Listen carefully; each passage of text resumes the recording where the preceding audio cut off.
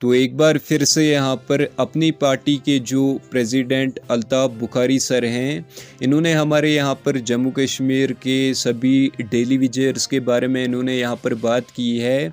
इन्होंने यहाँ पर एक प्रेस कॉन्फ्रेंस करते हुए बताया है कि जितने भी हमारे यहाँ पर जम्मू कश्मीर में जो एसपीयूज़ या डेली विजर्स जो अलग अलग डिपार्टमेंट्स में यहाँ पर एज ए डेली विजर्स यहाँ पर कई सालों से यहाँ पर काम कर रहे हैं, तो इन सभी डेली विजर्स और एसपीयूज़ को यहाँ पर सरकार को जो है वो परमानेंट कर देना चाहे। और साथ ही साथ इनका ये भी कहना है कि जिस तरह से यहाँ पर प्रधानमंत्री का जो विज़िट जम्मू कश्मीर में होने वाला है, तो उन्हें एक अनाउंसमेंट करके इन सभी डेली विजर्स और एसपीयूज़ को यहाँ पर परमानेंट कर देना चाहे।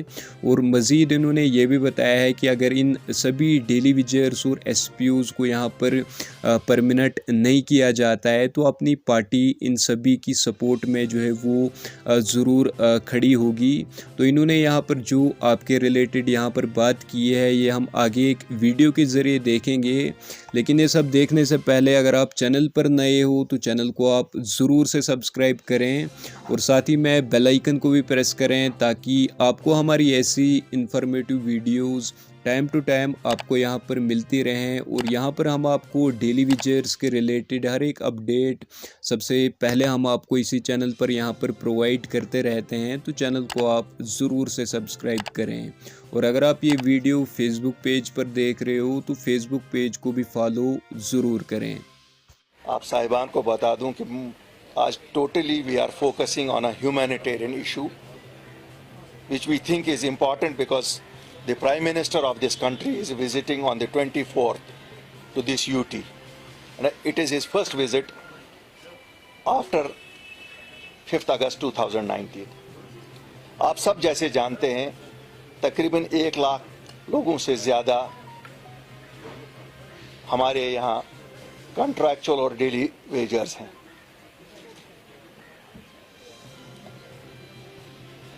आप सब लोगों ने आज सुबह तस्वीरें भी देखी होंगी।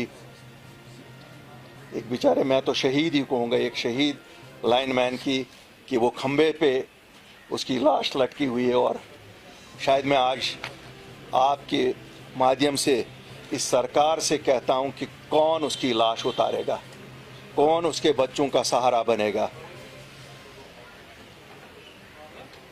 हमारे यहाँ पिछले 12 साल से इन लोगों को कहा जा रहा है कि आपकी सर्विसेज को परमानेंट किया जाएगा।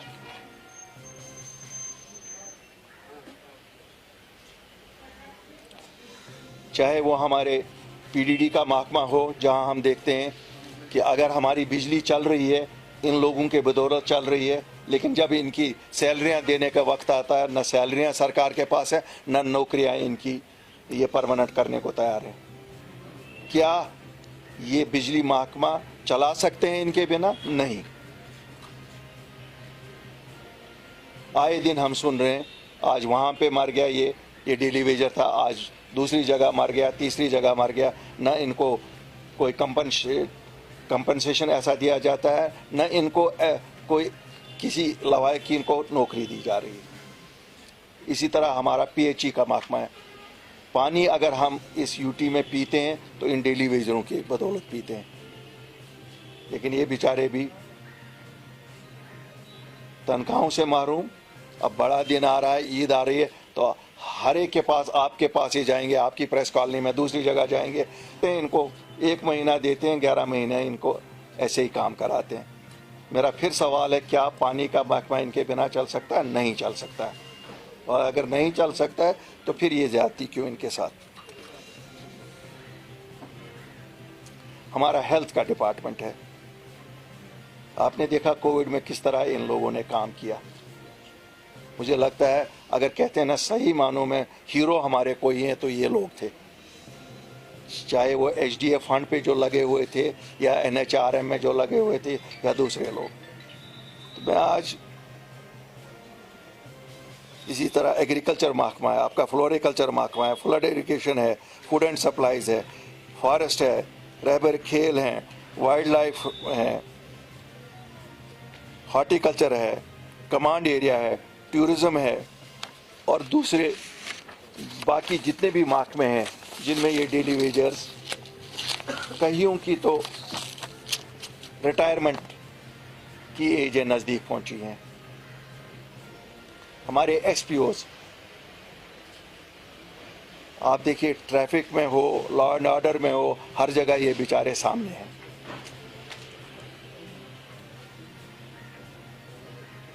ये वाहिद यूटी होगी जहां सरकार खुद ही अपना कानून तोड़ती है, कानून मिनिमम वेजेस एक्ट का। आप देखिए स्कूलों में 30 रुपए पे कोई स्वीपर काम करता है। अगर कोई सिविलियन या कोई बिजनेसमैन मिनिमम वेजेस से कम देगा, उस पर जुर्म माना जाता है, उसको अदालत में खड़ा किया जाता है। मैं आज आपकी वसातत से सरकार को पूछना चाहता हूं, ये किसके खिलाफ केस करें? क्या चीफ सेक्रेटरी को इसके लिए खड़ा किया जाए? क्या एलजी साहब को इसके लिए खड़ा किया जाए?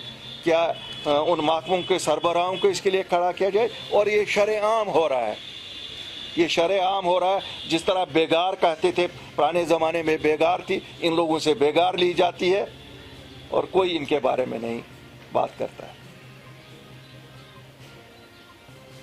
ये बात सही है। हमारी आंगनवाड़ी आशा वर्कर्स या दूसरे जो वर्कर्स हैं, रोज़ ही आप देखते हैं ये हमारी बहनें बच्चियां सड़कों पे आपके पार्क, इस जो पार्क है प्रेस कॉलोनी के सामने, वहाँ पे एहतजाज करती हैं और कितनी बेदर्दी से इनको पीटा जाता है और हिरासा किया जाता है। क्या ये सब कुछ जो ह्यूमन सफरिंग है सब सियासत की नज़र करें हम? अपनी पार्टी और अल्ताफ बुखारी नहीं मानती है, नहीं, ये इंसानी मुद्दा है। और चूंकि वजीर आज़म 24 तारीख को आ रहे हैं, हम पुरजोर मांग करेंगे कि this should be his priority. मुझे नहीं लगता है कि हमें सीमेंट के खंडरात बनाने से ये यहाँ डेवलपमेंट दिखा सकते हैं, और न हमें इससे डेवलपमेंट दिखाई जा सकती है कि साहब अब इतने 1000 करोड़ रुपया इन्वेस्टमेंट आएगी। हमें जो ह्यूमन सफरिंग है उसको हल करें। हमारी ह्यूमन सफरिंग्स को अगर मुल्क का वजीर आज़म नहीं सुनेगा, कौन सुना? और ये बेचारे कोई नाजायज बात नहीं कह रहे हैं, इनको पॉलिटिकल एम्यूनिशन बना रहे हैं पॉलिटिशियंस। जब सरकारें, अवामी सरकारें होती हैं, तब कहा जाता है कल कर रहे हैं। मुझे याद है एक सरकार में मैं भी था और फाइनेंस मिनिस्टर था, हमने कहा कि 3 महीने में, चाहे वो 3 महीने के बाद वो सरकार नहीं रही, लेकिन सरकारी ऑर्डर तो चलते रहते हैं ना। लेकिन आज भी नहीं। आप देखिए हमारी अनएम्प्लॉयमेंट रेट हाईएस्ट है, और आज सब कुछ ये सोच रहे हैं नहीं जी अब आउटसोर्स करो। आउटसोर्स करने का क्या मकसद है? क्या यह हमारे बच्चे अब जाके उनके पास जाएंगे? Where is the program? How do they want to address the youth?